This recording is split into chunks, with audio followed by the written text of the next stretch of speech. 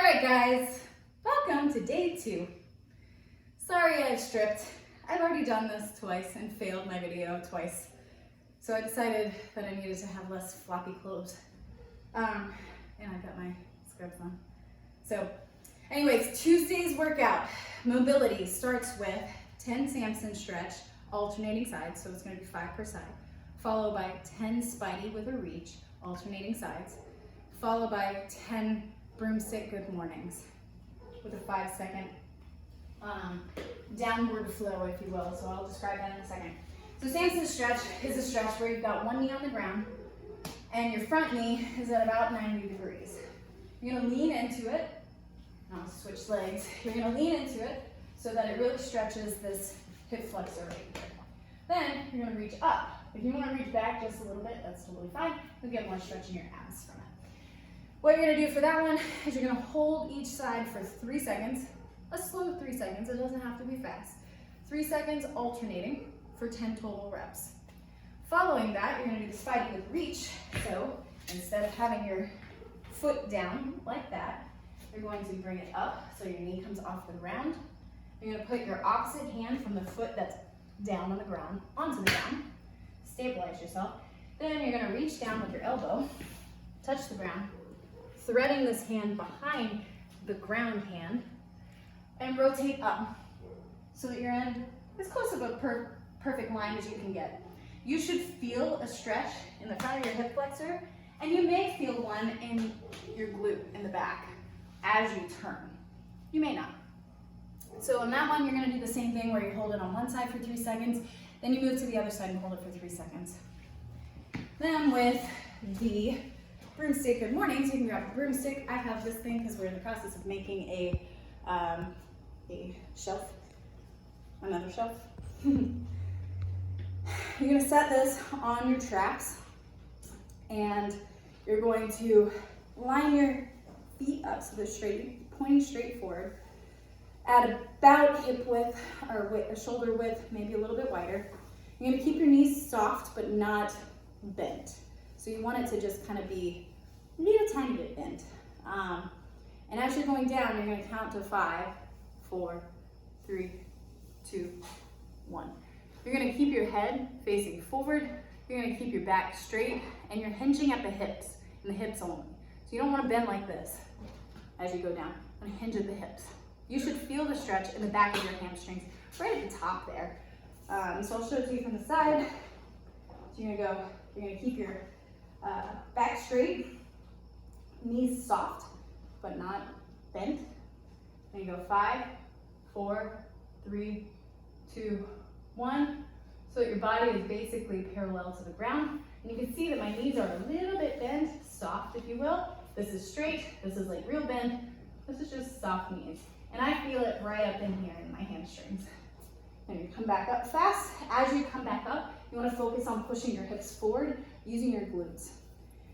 You're gonna do 10 of those. Just go through that one time. Then your activation, if my camera person will come back in here and video me from the ground. Thanks. You're gonna do 2 rounds of activation. You're gonna get on the ground and you're going to line your feet up with your hips.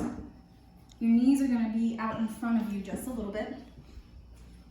You're laying on your side, feet in line with hips. And you're gonna rotate so that your knee points upwards.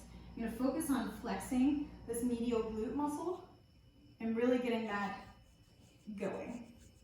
You don't want to rotate up so that you lose that stability back there. You really wanna work on that, flexing that particular muscle right there as you're rotating.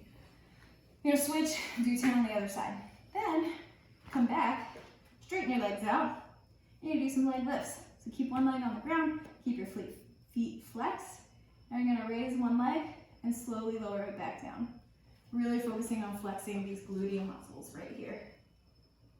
Get those things powered up. Then you're gonna follow that, 10 on each side, with wall squats. Wall squats suck. I'm terrible at them. Should get Fernando to show you how to do them. But basically you're gonna do 5 wall squats with 5 seconds down. These squats teach you how to do squats correctly. They train your body to do it. If you have really terrible mobility like me, you won't be able to get as close to the wall. But your goal is to get as close as possible without losing your posture. And so I want you guys to all start at least like a foot away from the wall. Try to keep your feet facing forward. You can have your hips a little bit wider than your shoulders, but you want to focus on drilling your feet into the ground, rotating or like kind of spinning them, just kind of twisting them into the ground so that your knees kind of go from here straight forward to kind of just pointing out just a little bit. See how it bends forward and now it kind of goes out. So that's how you want to rotate your knees into the ground. You're going to line your hands up with the wall, ideally not touching the wall. You want it to be just a little bit off. And you're going to squat with your head facing forward. These pants do not allow for good squat motion. And then back up. You're going to take 5 seconds down. So 5, hold on, there. 5, 4, 3, 2, 1, up. You're going to power your way back up. And basically that slow motion and staying very close to the wall allows for you to really focus on your body's positioning when you're working on squats. Now, if you can't go all the way down, that's okay. Just squat down as far as you can. You may have to stop at 90 degrees. That's fine. Just come back up. Try not to just go to here. Try to at least make it to 90 degrees if you can. If your knees are fucked up, then just squat like quarter squats. Fine. So you're gonna do 2 rounds of that activation, which includes the clams, the leg lifts, and the squats. Then you're gonna go into your main set. What are you doing? Okay. Then you're gonna go into your main set. The main set is a 15-minute AMRAP. That means as many rounds and reps as possible. So you're gonna work for 15 minutes. So it's super helpful if you get the WE Time app. The WE Time app is spelled W-E Time, all one word. Gives you the ability to set the clock for 15 minutes, and then you can have it count up to 15 minutes. So click the stopwatch mode, change it to 15 minutes, and the clock will run for 15 minutes. You'll have a big clock on your screen. The phone's not gonna go dark or anything like that, and it's a really, really helpful app. So RX, you're gonna do 15 burpees. So, don't worry about it. 15 burpees are gonna be, you wanna come all the way to the ground, landing so that your chest is on the ground, feet are on the ground, your hands are on the ground. You jump your way back up, jump, and hit your hands over top. You just keep going like that. You're gonna do 15 of these, followed by 30 air squats. Please, can you just let me finish? Followed by 30 air squats. 30 air squats, you want to have your feet just wider than shoulder width. You're going to squat just past 90 degrees and back up. Air squats. Then you're going to do 20 renegade rows. Renegade row, body weight renegade rows. You're going to widen your feet so you get a nice wide base. You're going to get into like a plank sort of stance with your shoulders in line with your hips. And then you're going to rotate so that you get one hand all the way up. Your wrist is like in your pocket, basically. You bring it back down. You want to try to stay as straight as possible. Don't go like this. Don't go like this. Don't shift hardcore. That's why we have our feet wide. Stay stable. Keep your arms underneath you when you're not lifting them. Okay, so 1 on each arm is 1 total rep. L2, instead of 15 burpees, it's 10 burpees. Instead of 30 air squats, it's 20 air squats. Instead of 20 renegade rows, it's 10 renegade rows. Pretty easy there. L1 is a little bit different than L2. L1 is 10 no push-up burpees. So the burpees where you go down like this, jump up. So instead of going all the way to the ground, you're just dropping down, throwing your feet back, throwing back up. Burpees will get your heart rate up. Mine's up right now, and I'm just talking. So just as an FYI, you'll get up there. Followed by 20 box squats, which are gonna be your squats that you line up so that you look like you're doing a regular squat with your feet at shoulder width. And rotate those feet into the ground so that your knees are kind of pointing just ever so slightly outwards in your squat so that your butt touches it, and stand back up quickly. Then you're gonna do 10 renegade rows instead of 20.